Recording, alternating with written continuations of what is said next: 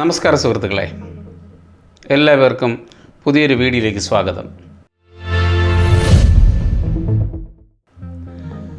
നമ്മളൊരു home theatre സിസ്റ്റമോ അല്ലെങ്കിൽ car audio സിസ്റ്റമോ വാങ്ങുമ്പോൾ നിങ്ങൾ ശ്രദ്ധിച്ചിട്ടുണ്ടാകും, അതിൽ ഏറ്റവും വലിപ്പമുള്ള സ്പീക്കർ എപ്പോഴും സബ്വൂഫറായിരിക്കും. ട്വീറ്ററുകൾ നമ്മുടെ ഉള്ളം കൈയിൽ ഒതുങ്ങുന്നുവെങ്കിൽ സബ്വൂഫറുകൾ വലിയ ബോക്സുകളിലാണ് വരുന്നത്. ഇത് സോണിയുടെ ഒരു സബ്വൂഫറാണ്. ഇത് 6 ഇഞ്ച് വലിപ്പമുള്ള സബ്വൂഫറാണ്. ഇതിൻ്റെ മാഗ്നറ്റ് വളരെ ശക്തമാണ്, വളരെ ഹെവിയുമാണ്. എന്തുകൊണ്ടാണ് സബ്വൂഫറിന് ഇത്രയും വലിപ്പം? ചെറിയ സ്പീക്കറിൽ നിന്ന് നമുക്ക് നല്ല ബേസ് കിട്ടാത്തത് എന്തുകൊണ്ടാണ്?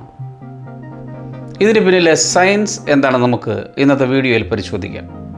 വളരെ ലളിതമായി. സബ്വൂഫറുകളുടെ വലുപ്പത്തെക്കുറിച്ച് പറയുന്നതിന് മുമ്പ് നമ്മൾ ഫ്രീക്വൻസി അഥവാ ആവൃത്തി എന്താണെന്ന് മനസ്സിലാക്കണം. ശബ്ദം വായുവിലൂടെ തരംഗങ്ങളായാണ് സഞ്ചരിക്കുന്നത്. ഒരു സെക്കൻഡിൽ എത്ര തവണ ഈ തരംഗങ്ങൾ സൃഷ്ടിക്കപ്പെടുന്നു എന്നതിനെയാണ് ഫ്രീക്വൻസി എന്ന് പറയുന്നത്. ഈ കാണുന്ന അനിമേഷൻ ശ്രദ്ധിച്ചാൽ മനസ്സിലാകും എന്താണ് ഫ്രീക്വൻസി, എന്താണ് തരംഗദൈർഘ്യം, അത് വേവ് ലെങ്ത് എന്നൊക്കെ. ഉയർന്ന ആവൃത്തി എന്നാൽ കുറഞ്ഞ തരംഗദൈർഘ്യം. എന്നാൽ കുറഞ്ഞ ആവൃത്തിക്ക് തരംഗദൈർഘ്യം കൂടുതലായിരിക്കും. ഒരു തരംഗത്തിൻ്റെ തൊട്ടടുത്ത 2 വാല്യുകൾ തമ്മിലുള്ള അകലം, അതാണ് തരംഗദൈർഘ്യം ലാംഡ. നമ്മൾ കേൾക്കുന്ന ഹൈ പിച്ച് ശബ്ദങ്ങൾ, ഉദാഹരണത്തിന് പക്ഷികളുടെ കരച്ചിൽ അല്ലെങ്കിൽ വയലിൻ പ്ലേ ചെയ്യുമ്പോൾ ഉണ്ടാകുന്ന ശബ്ദം, ഇവയൊക്കെ ഹൈ ഫ്രീക്വൻസി ശബ്ദങ്ങളാണ്. ഇവയുടെ തരംഗദൈർഘ്യം വളരെ കുറവായിരിക്കും.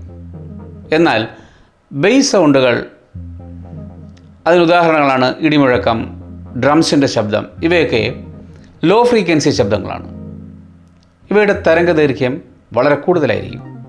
അതായത് ഒരു ബേസ് നോട്ട് ഉണ്ടാക്കുന്ന ശബ്ദതരംഗത്തിന് മീറ്ററുകളോളം നീളമുണ്ടായിരിക്കും. 50 ഹെർട്സ് സൗണ്ടിൻ്റെ തരംഗദൈർഘ്യം ഏകദേശം 7 മീറ്ററോളം വരും.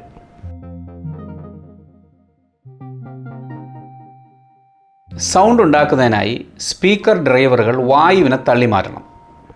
ഇത് വായുവിൽ സൃഷ്ടിക്കുന്ന മർദ്ദവ്യതിയാനങ്ങളാണ് നമ്മുടെ ചെവികൾ ശബ്ദമായി സെൻസ് ചെയ്യുന്നത്. 100 ഹെർട്സ് ശബ്ദം 0 dBയിൽ ചെവി വ്യക്തമായി കേൾക്കുന്നെങ്കിൽ 20 ഹെർട്സ് എന്ന ലോ ഫ്രീക്വൻസി ബേസ് ശബ്ദങ്ങൾ അതേ അളവിൽ കാതുകൾക്ക് അനുഭവപ്പെടാൻ വേണ്ട sound pressure level SPL 120 dB ആയിരിക്കും. ഇതിനായി സ്പീക്കർ ഡ്രൈവർ വളരെ വലിയ അളവിൽ വായുവിനെ ചലിപ്പിക്കേണ്ടതായിട്ടുണ്ട്. അതായത് സ്പീക്കറിന് കൂടുതൽ എയർ മൂവ് ചെയ്യിക്കണം എന്നർത്ഥം. കൂടുതൽ എയർ മൂവ് ചെയ്യാൻ സ്പീക്കറിന് വലിയ കോൺ, വലിയ എക്സ്കർഷൻ, കൂടുതൽ പവർ ഇവയൊക്കെ വേണം.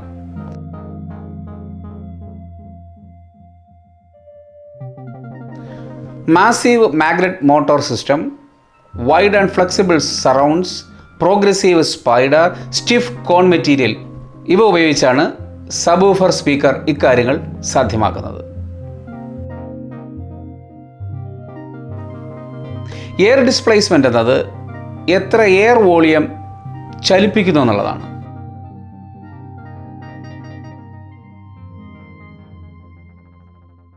Volume of air moved equal to cone area into maximum linear excursion. Linear excursion കൊണ്ട് ഉദ്ദേശിക്കുന്നത് സ്പീക്കർ കോൺ എത്ര ദൂരം മൂവ് ചെയ്യുന്നു എന്നുള്ളതാണ്. ഈ ഫോർമുലയിൽ നമുക്കൊരു കാര്യം മനസ്സിലാക്കാം. എയർ കൂടുതൽ മൂവ് ചെയ്യിക്കാൻ കോൺ ഏരിയ വലുതാക്കിയിരിക്കണം, കോൺ മൂവ്മെൻറ്റ് കൂടിയിരിക്കുകയും വേണം.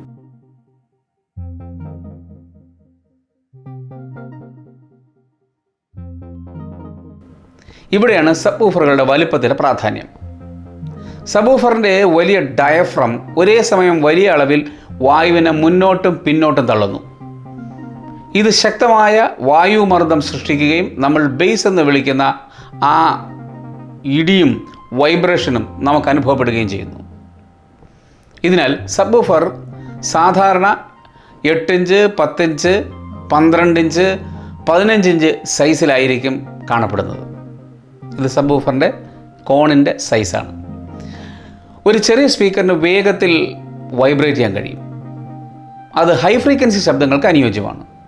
അതുകൊണ്ടാണ് ട്വീറ്റർ വളരെ ചെറുതായി കാണപ്പെടുന്നത്. എന്നാൽ വലിയൊരു ബേസ് ഇഫക്റ്റ് ഉണ്ടാക്കാൻ ആ ചെറിയ സ്പീക്കർ കോണിന് സാധിക്കില്ല. കാരണം അതിന് തള്ളാൻ കഴിയുന്ന വായുവിൻ്റെ അളവ് തീരെ കുറവായിരിക്കും. ഞാൻ പറഞ്ഞ കാര്യം വളരെ ലളിതമായ ഉദാഹരണത്തിലൂടെ വിശദമാക്കാം. നിങ്ങളൊരു ചെറിയ കഷ്ണം കാർഡ്ബോർഡ് കൊണ്ട് വീശുന്നു. ശേഷം ഒരു വലിയ വിശറി കൊണ്ടും വീശുന്നു. സങ്കല്പിക്കാം, ഏതിലായിരിക്കും കൂടുതൽ കാറ്റ് വരിക? തീർച്ചയായും വലിയ വിശറി കൊണ്ട് വീശുമ്പോഴാണ്. അതുപോലെ തന്നെയാണ് സ്പീക്കറും. സബ് വൂഫറിൻ്റെ കോൺ എത്രത്തോളം വലുതാണോ അത്രത്തോളം വായുവിനെ അതിനെ തള്ളി മാറ്റുവാൻ കഴിയും. വലുപ്പം കൂടുന്തോറും കൂടുതൽ ആഴത്തിലുള്ള ബേസ് അതിന് പുറപ്പെടുവിക്കാൻ കഴിയും. സ്പീക്കർ യൂണിറ്റ് മാത്രം വലുതായാൽ പോരാ, അതിരിക്കുന്ന ബോക്സും വലുതായിരിക്കണം. ബോക്സിനെ നമ്മൾ എൻക്ലോഷർ എന്ന് വിളിക്കാറുണ്ട്. സബ് വൂഫറിൻ്റെ കോൺ പിന്നിലേക്ക് ചലിക്കുമ്പോൾ ബോക്സിനുള്ളിലെ വായുവിനെ അത് അമർത്തുന്നു. ഈ വായു ഒരു സ്പ്രിങ് പോലെ പ്രവർത്തിക്കും. ബോക്സ് വളരെ ചെറുതാണെങ്കിൽ വായുവിനെ അമർത്താൻ കൂടുതൽ കരുത്ത് വേണ്ടി വരും. ഇത് സബ് വൂഫറിൻ്റെ പ്രവർത്തനത്തെ ബാധിക്കും. അതുകൊണ്ട് സ്പീക്കർ ഡ്രൈവറിന് സ്വന്തമായി ചലിക്കാനും കൃത്യമായി ബേസ് നൽകാനും വലിയൊരു എൻക്ലോഷർ അത്യാവശ്യമാണ്. ഇതിനുള്ള വായുവിൻ്റെ അളവ് ബേസിൻ്റെ ഗുണനിലവാരത്തെ നിശ്ചയിക്കുന്നതിൽ വലിയ പങ്ക് വഹിക്കുന്നു.